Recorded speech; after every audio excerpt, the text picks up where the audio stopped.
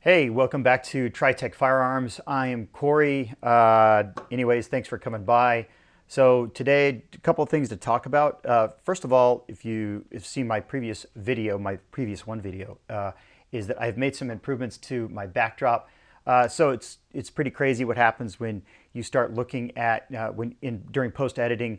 You start looking at the video and you think about things that you like and you don't like. So anyways, I improved the lighting back here. I improved they're actually not props. It's my military gear. So being prior military, I can't help myself. I got a whole bunch of stuff, so I'm always adding a little bit here and there. Anyways, looks pretty good. Added a few things. Anyways, I'm happy with it. So today, one of the things that I'd like to talk about, or actually the primary reason for this video, is just common phrases that I come across in dealing with customers. And it's amazing how, depending on what industry that you're in, the gun industry, is that we shorten, we truncate, we create acronyms for things, and we just make the assumption, because we use it all the time, that other people know that we're talking about. And I've noticed in dealing with customers, when you use those phrases unintentionally, and they don't understand what you're talking about, it creates confusion. They usually show it on their face. And because I'm a personal, more of a boutique setting, they feel, I think, more comfortable to tell me, I don't know what you just said. I'm not familiar with what that means. And what I'm talking about is common phrases like EDC, everyday carry.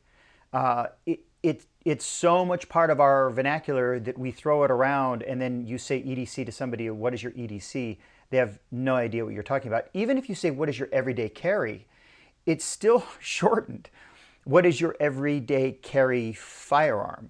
Or you could just make it even more common, understandable, universal language is, what gun do you carry every day? It's not unusual for you to be confused when you go into a gun shop, when you go into a range, and it to be intimidating. And unfortunately, we contribute to that, is we don't spend enough time helping you understand that there's certain terms, there's certain vernacular, as with any industry, that that you need to know in order to be able to navigate and function. You don't have to know all of these acronyms. Another thing is the interchangeability of the word gun, firearm, weapon. So weapon tends to come from folks like me, prior military. We never, ever called it a gun. I called it a gun a few times, I think, in boot camp, and I paid for it severely. A gun can refer to a rifle. Gun can refer to a handgun or a pistol. So there's all this interchangeability of terms, and it's okay. It's okay if you don't get it quite right. A firearm is another very general term for anything that shoots a projectile. So you could have a rifle, a long gun, that's a firearm. You could have a handgun or a pistol or a revolver or whatever you decide to call it. That is also a firearm. And then you flop over to what's been pulled out of the military vernacular as weapon. I catch myself all the time. I say weapon. There's some people that don't like that. Just keep that in mind. CCW, we briefly talked about this. So concealed carry weapon. Concealed carry, and I'll talk about concealed versus open in just a second. But CCW, it even shows up in articles. This is a great, so if you belong to this insurance organization, USCCA, you get this as part of a subscription, a member subscription. But it's a great magazine. You can buy this outright, but it's concealed carry, and it talks about all of the do's and the don'ts when it comes to carrying a gun that you cannot see. That would be considered concealed carry. I've had a couple of customers that they struggle with that, and they're like, well, closed carry or hidden carry. I have a hidden carry gun. I was like, it's concealed carry.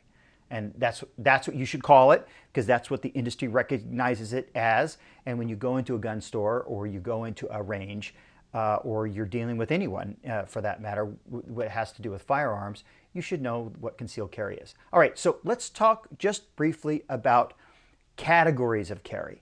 So there is open carry and there is concealed carry. And open carry has gotten some press recently. There's some states that allow open carry. We won't even get into that. That's fine. That's a video for another day. But open carry means that it's out in the open. You can see it. And there are types of carry, which we'll talk about, but it just means that you can see it. And it's out, it's obvious. Doesn't mean you pull it out of your pocket and you show it. That's otherwise known as brandishing, and that is considered a crime. So no, that is not open carry. Holding it in your hand and walking around with it, that is not concealed. That is not open carry. That is brandishing. Again, that is not what's meant by open carry. Open carry would mean you've got a rifle and you've slung it over your shoulder, and you're not pointing at anybody, but you're letting the public know, I am open carrying it. You'll go into a gun store.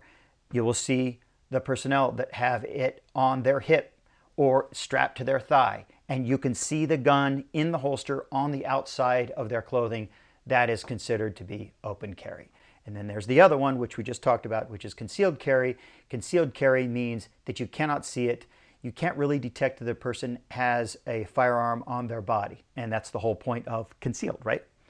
So within the concealed carry, let's talk about that for just a second. So concealed carry, it's in this book everywhere. In fact, it's even on the back cover. I don't know if you can see that on the back cover, but you'll see that word right there. IWB, IWB. It's often used in articles with no explanation. They're assuming that you know what IWB is, and if you're reading an article and you're flying along and you see IWB or you see OWB, you're like, well, I don't know what that is, and it kind of throws you off. IWB, it's very simple. Inside waistband. Waistband, meaning pants, right? Your waistband, inside shirt or blouse pulled over the top of it. That's a type of concealed carry, is inside waistband. For instance, here is my everyday carry, my EDC, right? My EDC is the firearm, right? And the type of carry or the holster that I have is an IWB, inside waistband. So here's the clip, clips on, and this rides against my body. This is nice soft leather. There's all kinds of different styles of IWB holstering that you can purchase, but that just kind of gives you some context of what an EDC, concealed carry, and inside waistband holster is. Then there's the outside waistband that we've already talked about. That would literally be on the outside of your waistband, OWB. There's also strap.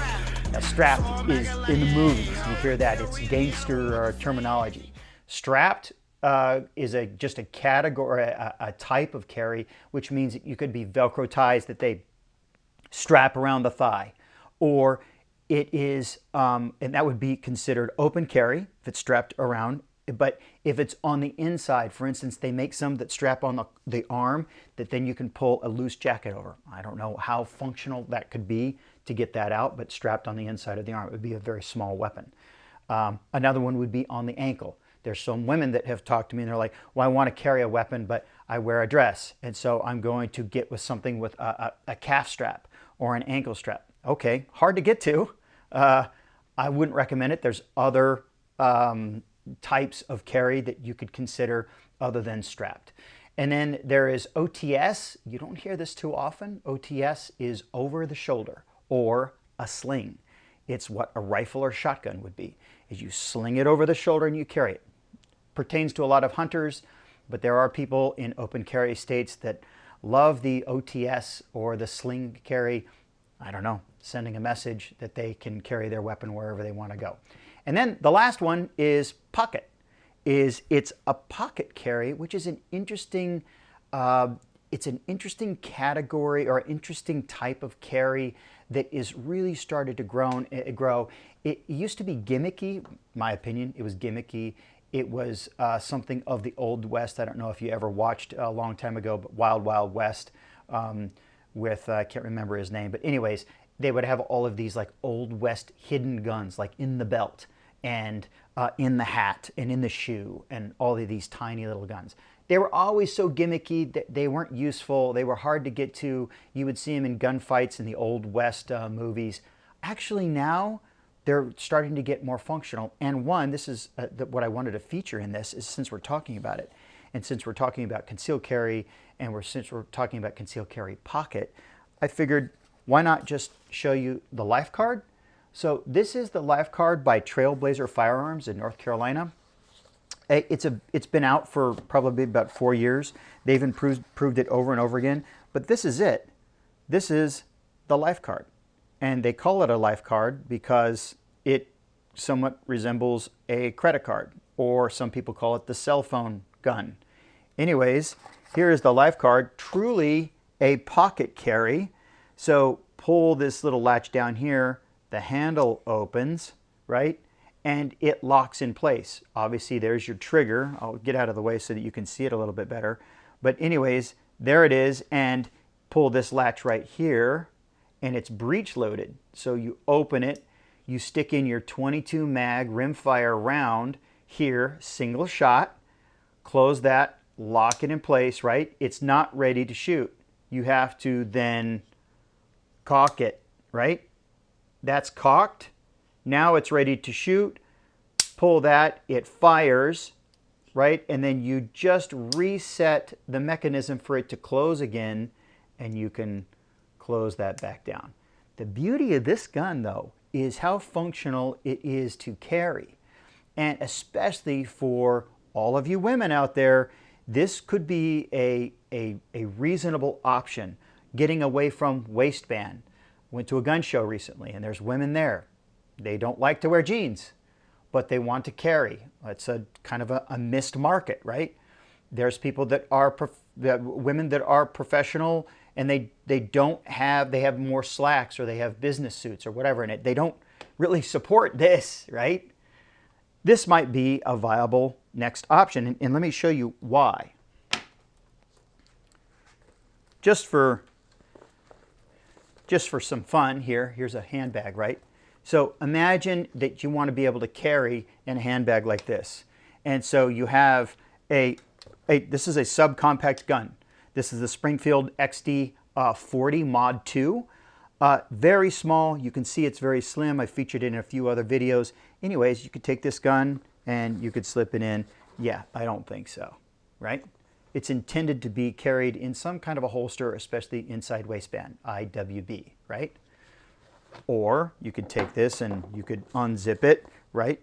And you could put it in your holster, or you could get a sleeve. They have sleeves that don't have the clips on it, so it doesn't tear up the inside of your purse, and you can slip it in. Okay, it works, a fairly small purse, but what if you wanted to even go smaller for you women out there and you wanted to carry like a crossbody clutch? Crossbody clutch, sorry, even the subcompact Springfield XD Mod 40 or Mod 2 40 would not fit into a clutch. However, this would. So look at this, easily on the outside. Take it here. How about you want to slip it on the inside? You could put it in this pocket right here, and you could zip it up, and there it is. It's pretty cool. Again, you know, advantage is it's very concealable and it's not obvious. You could even put this in the back pocket. It simply is square. It looks like some kind of a thick credit card or a cell phone, or maybe even like a Mophie charger. So it's a possibility. Again, that's the Trailblazer Life Card LC2 22 mag single shot breech loaded, right? This gun is roughly about $350. I think that's what it retails right now. But anyways, it's an interesting way to carry. So I hope this video has been helpful for you to understand some of the vernacular when it comes to carrying guns, firearms, weapons, how you carry those, some of the options that you have, and something pretty cool that's on the market is these micro guns that are showing up that are actually reliable. They've been range tested. There's a lot of videos out there range tested, and that they can go into purses for for women, or for some of you guys that maybe carry a sports jacket and you just want to slip it inside of your pocket. So anyways, hope it's helpful. Thank you for coming by.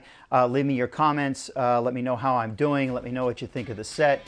Anything else that you want to tell me, and I appreciate it. So until next time, be safe. See you soon.